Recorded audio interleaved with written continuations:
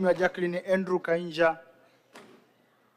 Asante Mheshimiwa Mwenyekiti kwa nafasi nami niweze kuchangia bajeti ya Wizara ya Afya, lakini nimpongeze sana Mheshimiwa Waziri kwa kuwasilisha vizuri, Naibu Waziri kwa kazi. Mwenyekiti, niende moja kwa moja kwa kuendelea kuchangia. Kwanza kabisa nimpongeze sana Mheshimiwa Rais kwa kazi kubwa anayoifanya, uwekezaji mkubwa wa miundombinu, vifaa tiba pamoja na upatikanaji wa dawa katika sekta hii ya afya ambayo ni Wizara ya Afya. Mheshimiwa Mwenyekiti, nami niendelee kutoa pongezi za Mheshimiwa Rais kwa namna ambavyo anapigana katika janga na vifo vya mama wajawazito wakati wa kujifungua, na tayari ameweza kupewa uchampioni katika kikao kilichofanyika Addis Ababa, Ethiopia, katika mkutano wa wakuu wa nchi AU, na kuwa champion kinara wa kutokomeza vifo vya mama wajawazito wakati wa kujifungua, na nchi zingine zitakuja kujifunza kwetu. Mheshimiwa Mwenyekiti, 2015-16 takwimu zinasema takriban kina mama 556 walikuwa wanafariki kwa tatizo la mama mjamzito wakati wa kujifungua, lakini kufika 22 wamama waliokuwa wanafariki kwa tatizo hilo ni 104, sawa na 80% ambayo Mheshimiwa Rais amejitahidi sana kuhakikisha anatokomeza janga hili.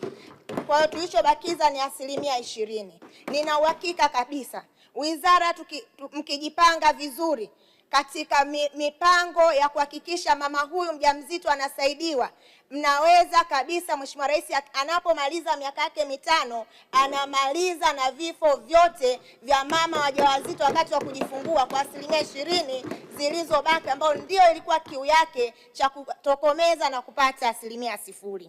Mheshimiwa Waziri, nafahamu kabisa wizara imeshaandaa michoro kwa ajili ya majengo mapya ya leba kwa wakati wa kina mama kujifungua. Michoro ile iweze kufanyika hata katika uboreshaji wa leba zingine, ili kuwe kuna privacy ya mama anapojifungua, waweze kuhimizwa kwenda na wame zao au ndugu zao wa karibu. Tunatambua kabisa hatuna manesi wa hudumu wa kutosha, lakini mama anayejifungua anapokuwa kwenye private room yake anasindikizwa. Inapotokea changamoto yoyote, ndugu yake atatoa taarifa haraka kwa nesi na nesi atakuja kumsaidia. Kwa hiyo niwaombe sana hiyo michoro iweze kufanyika maboresho, sio kwamba kwa ujenzi wa majengo mapya tu. Mheshimiwa Mwenyekiti, niendelee pia kupongeza huduma nzuri inayofanyika kwa ajili ya premature baby neonatal ward ambao tumeiona Muhimbili. Sisi kama wanakamati wa kamati ya kudumu ya afya na masuala ya ukimwi tumeona huduma nzuri. Sasa hivi hata mtoto mwenye gramu 500 anapata matibabu na ana uwezo wa kuishi. Niombe sana huduma hizi ziendelee kuimarishwa hadi ngazi ya wilaya. Lakini tunashukuru kwa dawa ambazo ni muhimu sana kwa ajili ya watoto hawa ambao ni premature babies. Mfano surfactant ambayo ilikuwa inauzwa milioni 1.5 ambayo sasa hivi ni 700,000, ambayo ile inasaidia kukomaza mapafu ya mtoto. Lakini vile vile caffeine ambayo ilikuwa inauzwa 300,000 kwa dozi hiyo naongelea, ambayo sasa hivi ni 50,000. Mheshimiwa Waziri, tuna imani kabisa mama yetu kipenzi Mama Samia Suluhu Hassan anapenda wamama wote, lakini pia watoto wote. Ili jambo linawezekana kabisa zikapatikana bure dawa hizi kwa ajili ya kuokoa watoto hawa ambao wanakuja kabla ya umri na kwa gramu ambazo ni chache sana. Mheshimiwa Mwenyekiti, naomba niweze kuongelea swala zima la NHIF. Niweze kupongeza sana serikali na wizara kwa pamoja, na kumpongeza sana Mheshimiwa Samia ambaye amekuwa akisimamia kila jambo analolipanga, anahakikisha anaondoka akiwa amelikamilisha bila deni kwa Watanzania. Mama huyu anahitaji pongezi nyingi za kutosha. Tunajua ni awamu ya kwanza ambayo imepita kuhakiki kaya maskini, na mmeweza kuzipatia kadi kaya 200,276 kati ya kaya ambazo mlikuwa mmegundua 1,200,600. Lakini katika hizo tayari wale waliokuwa na changamoto ya matibabu wamekwisha patiwa matibabu wananchi 18,000 katika hii awamu ya kwanza. Na si kwamba kila anayepatiwa kadi ni mgonjwa, ila wale waliokuwa na shida ya ugonjwa wameshapatiwa. Pongezi nyingi sana kwa Mheshimiwa Rais na wizara. Lakini Mheshimiwa Mwenyekiti, kwenye swala la NHIF, naomba ni declare interest. Mimi ni mfamasia na ni mmiliki wa biashara za pharmacy. Mheshimiwa Waziri, wizara au serikali tumekuwa bado hatuna uhusiano mmoja wa wafanyabiashara wa community farmers pamoja na serikali. Sera zimekuwa zikitoka. Kuna sera ambayo imetoka ya prescription zisitoke nje ya hospitali. Lakini huko nyuma tulikuwa tuna form za form 2C ambao mgonjwa akikosa dawa hospitali ataipata popote, anakuwa na uwigo mpana wa kupata kile anachokihitaji na sicho anachotakiwa kupewa hapo kwa wakati huo. Lakini mkaondoa. Kama kulikuwa kuna changamoto tuitakiwa tudili na changamoto. Sheria na kanuni tunazo. Wanaokeuka taratibu wafuate mkondo, sheria ifuate mkondo, lakini mmekuja kwenye swala hadi la prescription. Haya, sera nyingine inahitaji hakuna dawa ambazo ni za cheti zisitolewe bila cheti, antibiotics sana. Na uwezo ukakuta duka lolote la dawa ambalo linauza dawa ambazo hakuna antibiotics.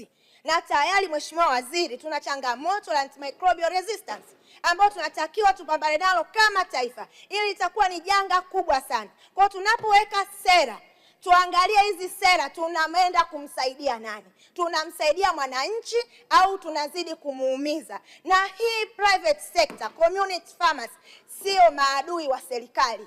Tusitengeneze tukaona kwamba hawa community farmers ni wafanyabiashara, wale ni watoa huduma. Ndio maana tuna kanuni, hatutakiwi kufanya matangazo ya biashara. Kwa hiyo nikuombe sana Mheshimiwa Waziri, uliangalia hilo. Najua wewe ni msikivu na usikivu wako hauishi mezani, unakwenda kufanya kazi. Nikuombe sana ulisimamie hilo. Sisi wafanyabiashara wa pharmacy utakapokuja kusimama hapo utuambie tunafanya nini. Nimesema vijana tujiajiri, vijana wanajiajiri, wazazi wanasomesha watoto school of pharmacy ili wakajiajiri, lakini changamoto mnakuja kwenye soko la ajira, changamoto ni ngumu, tunawaajiri vijana wengi lakini bado barriers ni nyingi sana. Mheshimiwa Waziri, tunaomba ulibebe hilo. Lakini vile vile Mheshimiwa Mwenyekiti, naendelea kudeclare interest. Mimi ni mfamasia. Naomba niongelee swala ambalo Mheshimiwa Waziri tarehe 2 mwezi wa 4 ulikuwa na kikao cha watendaji pamoja na wadau wa Medical Store Department ambao kifanyika KECO MSD. Ulishauri kuhusiana na swala zima la kurugenzi za pharmacy, kwamba wafamasia waweze kuingia kwenye management. Uko sahihi Mheshimiwa Waziri, lakini jambo lile aliwezi kuongelewa kwenye majukwaa likaisha. Tunahitaji kanuni. Uliliongea ukiwa unajua kabisa umuhimu wa mfamasia katika taifa, umuhimu wa mfamasia katika hospitali zetu. 50% ya budget ya hospitali yoyote ile iko chini ya mfamasia. Hakuna kitengo kitaoda kitu bila mfamasia kupitisha au yeye kwenda kufuatilia MSD. Tukiachana na vifaa vikubwa kama ambavyo wanafanya order watu wa procurement, lakini vilivyobaki vyote, dawa na vifaa tiba, lazima vitoke kwa idara ya pharmacy. Sasa inashindikana nini mfamasia huyu kuingia kwenye meza ya maamuzi mpaka awasilishwe au awakilishwe na mkurugenzi? Haiwezekani. Hawezi kuandaa wanapoenda kufanya maamuzi ya kupunguza hiki kitoke, lazima mfamasia awepo ili na yeye aweze kushiriki. Mheshimiwa Waziri, tunaomba hilo ulisimamie, na utakapokuja kuongea hapa uweze kutueleza wafamasia wote nchini tunataka kusikia kwamba liingie kwenye kanuni na lisishie kwenye majukwaa. Mheshimiwa Mwenyekiti, naomba nimalizie jambo la Muhimbili mpya. Nami naunga mkono na ninampongeza sana Mheshimiwa Rais. Kama taifa na kama nchi, hospitali yetu ya Muhimbili iko Dar es Salaam. Tunahitaji jengo linaloonekana. Mheshimiwa Mwenyekiti, ukiingia Muhimbili pale kwa mtu ambaye ni mgonjwa, JKCI inaonekana, MOI inaonekana, lakini Muhimbili ni vitu vidogo vidogo. Pale reception unaweza ukashindwa kusema hapa ni sehemu ya udobi au ndio penyewe, ila unakuta tu umeambiwa mapokezi, unajua ndio hapa. Tunaomba sana, lakini nilikuwa najaribu kuangalia nchi za jirani zilizotuzunguka. Je, zina hospitali ya Muhimbili? Kwamba ni muhimu sana sisi tuweze, zina hospitali ya taifa. Je, ni muhimu na sisi kama taifa tuweze kutengeneza hospitali yetu ya Muhimbili endane na hadhi? Nikakuta ni kweli Kenya wana hospitali ya Muhimbili ya taifa, Uganda, nchi zote hizo kwa ajili ya muda sitoweza kuzitaja. Lakini South Africa wao hawana hospitali ya taifa, ila wameboresha hospitali zao nyingi kwa level ya huduma ya juu, ambayo sisi kama taifa ndiko tunakoelekea. Tuna hospitali hizi za kanda, tunaomba tuwekeze wataalamu wa kutosha, huduma ziwe nzuri ili tufikie level ya huduma za afya South Africa. Muda umeisha. Mheshimiwa Mwenyekiti. Asante, nashukuru. Mheshimiwa Mwenyekiti, kwa nilikuwa naunga mkono hoja, lakini swala la hospitali za kanda, Mheshimiwa Waziri, tuna kanda ya magharibi bado, kwa maana ya Tabora, Kigoma na Katavi, na mmeanza michakato, lakini hospitali hiyo mmeipeleka Kigoma. Hii kweli ni kanda ya magharibi au kunataka Tabora tuendelee kuja kanda ya kati? Tunaomba mturahisishie kwa kuangalia, tumkae mezani muangalie kanda ya magharibi na jiografia yake, mnatusaidiaje wananchi wa Katavi pamoja na Kigoma. Asante sana, nashukuru. Naunga mkono hoja. Asante sana.